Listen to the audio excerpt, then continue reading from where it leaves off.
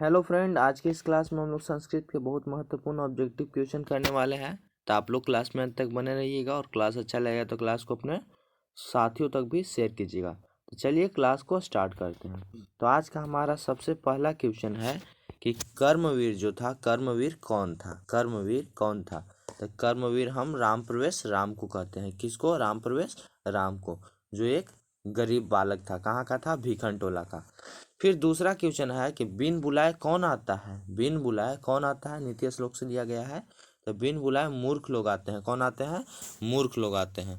फिर आगे क्वेश्चन है कि नवीन दृष्टि संपन्न कौन था? माने नया दृष्टि वाला कौन था? तो नया दृष्टि वाला शिक्षक था। कौन था? शिक्षक था। नया दृष्टि वाला कौन था? तो शिक्षक था। याद रहेगा आपको। फिर आगे क्वेश्चन है कि व्याघ्र पथिक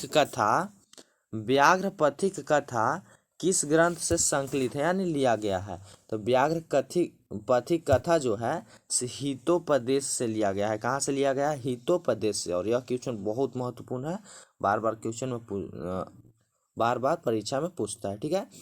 फिर है कि व्याघ्र के हाथ, व्याघ्र यानी संस्कृत में व्याघ्र बोलते हैं, इसको हिंदी में बाघ बोलते हैं। बाघ, बाघ के हाथ में क्या था? तो बाघ के हाथ में सोने के कंगन थे और बाघ बूढ़ा हो चुका था।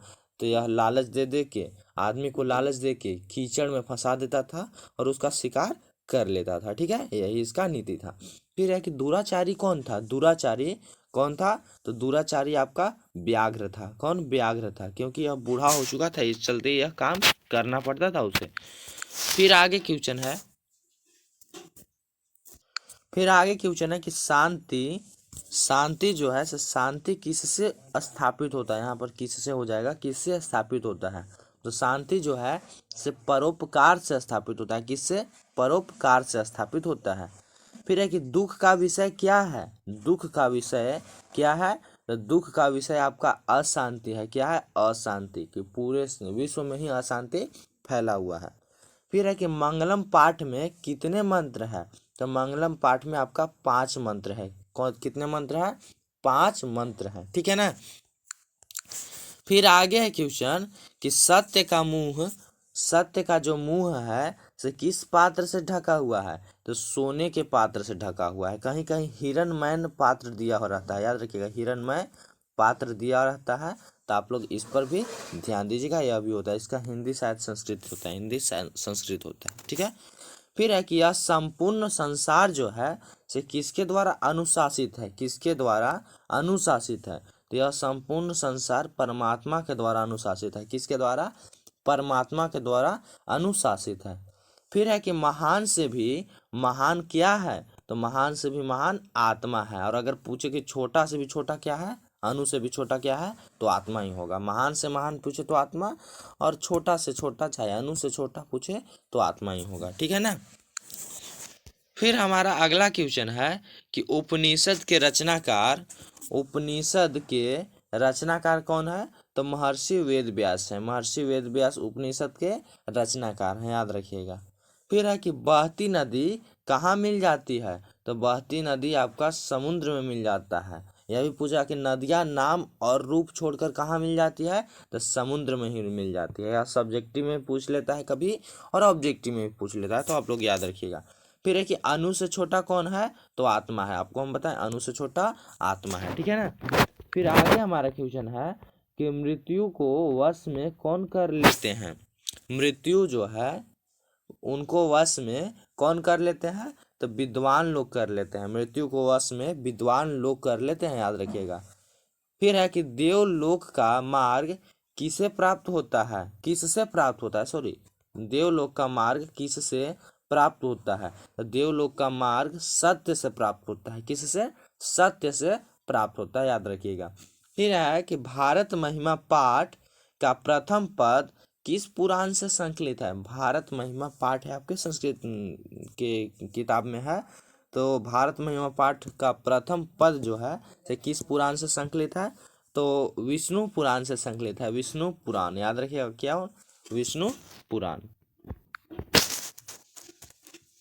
और यह भी याद रखा कि भारत महिमा पाठ में कुल 5 पद है। कितने पद है? 5 पद है। चलिए तो आगे क्वेश्चन देखते हैं। आगे क्वेश्चन ये है कि भारत महिमा पाठ में कुल कितने पद हैं? तो कुल 5 पद है। यह सब क्वेश्चन महत्वपूर्ण है, सभी संस्कृत के सभी चैप्टर से लिया गया है। फिर है कि किसकी महिमा सर्वत्र गाई जाती है? तो यह भारत की महिमा सर्वत्र गाई जाती है। किसकी? भारत देश की महिमा सर्वत्र गाई जाती है। फिर है कि किस देश में देवता बार बार जन्म लेना चाहते हैं? तो भारत देश में ही देवता बार बार जन्म लेना चाहते हैं। यह सब भारत महिमा से ही लिया गया है, याद रखिएगा। फिर है अगला क्वेश्चन कि अपनी उन्नति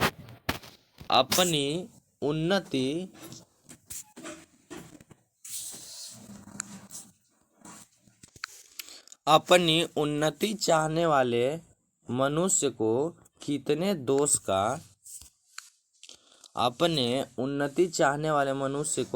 दोष का त्याग करना चाहिए? तो 6 दोष का त्याग करना चाहिए, ठीक है ना।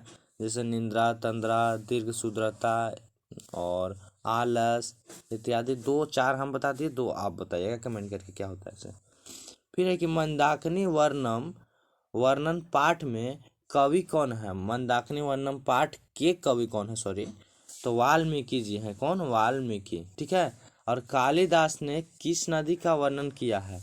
तो कालिदास ने मंदाकिनी नदी का वर्णन किया है। यह क्वेश्चन बार बार पूछता है, तो याद रखिएगा। कालिदास ने मंदाकिनी नदी का वर्णन किया है और मंदाकिनी वर्णन पाठ कौन लिखे हैं? तो वाल्मीकि लिखे हैं, ठीक है।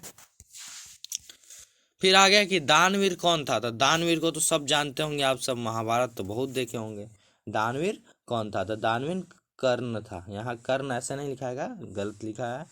दानवीर कर्ण था। कौन था? कर्ण था, याद रखिएगा। दानवीर कर्ण था।